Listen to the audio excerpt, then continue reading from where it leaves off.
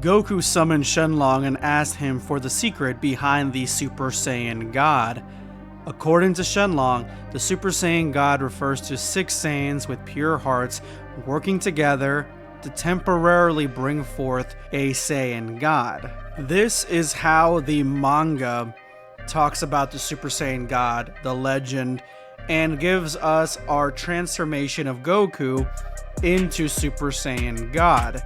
But how does the anime in the movie do it? Lead a revolt against the bad, and to ensure victory, pooled their powers to create a savior, a Super Saiyan God. But although the Super Saiyan God is spoken about in Saiyan mythology, no such deity exists in the present day, unfortunately. Did you catch the difference there?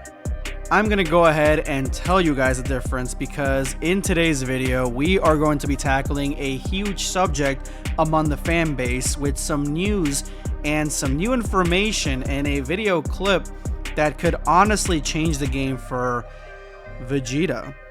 And that is Vegeta's ancestor Yamoshi the Super Saiyan God, the original Super Saiyan God? Today we're gonna clear this up. But before I do, let me know in the comment section below, do you believe that Vegeta's ancestor is Yamoshi, the original Super Saiyan God? Let me know in the comments below, guys. And as always, huge shout out to the Black Squad, you guys who are here every single day. You guys are awesome. Let's go ahead and jump into the video. So there is a clear reason and one clear reason only why this is even a theory, why anybody believes it, and why they believe it. And this is the only information that we've had to back up this theory this entire time until today, and that is this. The image that Shenlong provides to the audience when he is describing the Super Saiyan God of legend, this is the image that he gives us.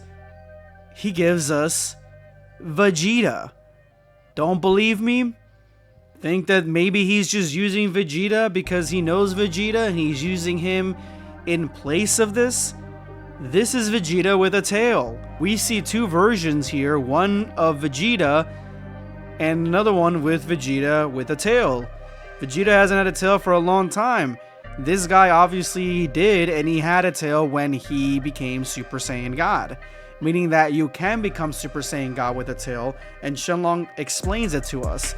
Now I know in the manga, which I often take my sources from, and the reason that I basically double down a lot of theories or I debunk a lot of theories is because I read the manga. I go through the manga and I go bit by bit and I explain to you guys what the reasoning is behind it and why something is being said in this way or why it's being shown in this way and who would be stronger, this and that.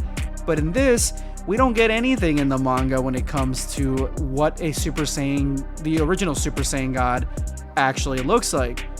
And so you could just be looking at this and being like, this is just a random guy, or Shenlong is using a random character to give us what the representation of Super Saiyan God is, or even to the greater extent that, oh, well, it's just Super Saiyan God and it's not really like the Super Saiyan legend or whatever. But I want to go to Akira Toriyama's own words about the Super Saiyan God, so that way I can at least clarify this, because Akira Toriyama said this, meaning that to me and to a lot of other people, this is canon. These are his words. So let's go into the interview where he talks about the Super Saiyan God. The interview he asked, was the legendary Super Saiyan Frieza feared the Super Saiyan God that appeared in Battle of Gods? And he's talking about this image right here. And so Akira Toriyama says, in a certain sense, they are the same person. That is to say, very long ago, before Planet Vegeta was the Saiyan's planet, there was a man named Yamoshi, who had a righteous heart despite being a Saiyan. He and his 5 comrades started a rebellion, but he was cornered by combatants and became a Super Saiyan for the first time. Though his transformation and fearsome fighting style shocked the other Saiyans, outnumbered, Yamoshi eventually wore himself out and was defeated, but this was only the beginning of his legend. Afterwards, Yamoshi's spirit wandered in continuous search of 6 righteous-hearted Saiyans, seeking a new savior Super Saiyan God. And that's why there is a ceremony to become a Super Saiyan God. And why did Beerus search for Super Saiyan God? Beerus probably picked up on the information about Yamoshi's spirit in his prophetic dream. The fact that this is recorded in the Namekian Book of Legends is likewise because the Namekian elder who wrote it sympathized with Yamoshi's spirit. So these being Akira Toriyama's own words on the Super Saiyan God Yamoshi, it is clear that the Super Saiyan God and the Super Saiyan were not the same. Yamoshi isn't the one that transforms into a Super Saiyan God. So this is not Yamoshi, because it states here that Yamoshi died because he was overwhelmed by Saiyans as a Super Saiyan. He died, and then his spirit wanders. I'm assuming Universe 7. It could be other universes as well, different versions. But the one we know of, his spirit wanders around almost like a deity or an energy source. And once there's a ceremony to summon him, it takes all 6 righteous-hearted Saiyans to be able to unlock him. Meaning that this right here is not Yamoshi. This is a righteous Saiyan that basically unlocked the Super Saiyan God power. And because, again, Vegeta, it's not Vegeta because Vegeta has no tail anymore, so he can't unlock the power, and so it's not Vegeta in the future. And it'd be weird, honestly, if Shenlong was just pinpointing Vegeta's design. I think that this is the last person that unlocks Super Saiyan God, meaning that there is a Saiyan in the past that unlocked the God form. Obviously, it says temporarily. The reason for Goku and Vegeta to still be able to use the Super Saiyan God form is probably because they've trained with Beerus and Whis. Then who is this guy? I think he's part of Vegeta's family. I think that we have enough information to go off of here, because the only person that looks like this is part of Vegeta's family. Vegeta's dad, Vegeta's brother, and Vegeta's descendant. They all look like this. And so I always wonder to myself, why is Vegeta's family running this new planet? Why do they name it Planet Vegeta? Like, what is their origin story? Why do they have higher potential in their blood and DNA and everything like that, and their fighting spirit from birth, and they're high class Saiyans, while Goku and everybody else is lower class Saiyans? Why is there a difference? Well, I believe that it's because of this. I believe that somebody unlocked Super Saiyan God for whatever reason, one of Vegeta's ancestors, and then once he eventually moved on, died, fell in battle, whatever, his spirit went through the bloodline of that family, and that is why Vegeta is so powerful as a Saiyan, so powerful enough to unlock Super Saiyan and basically kind of master Super Saiyan Blue without much training.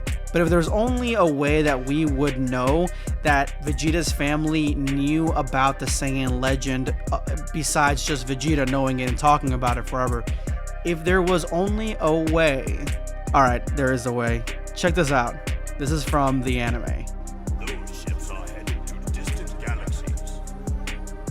From the day we are born, we Saiyans are examined for our power and leadership. The weakest of our people are sent to planets far away where they face no threat from our enemies. Deadline passes.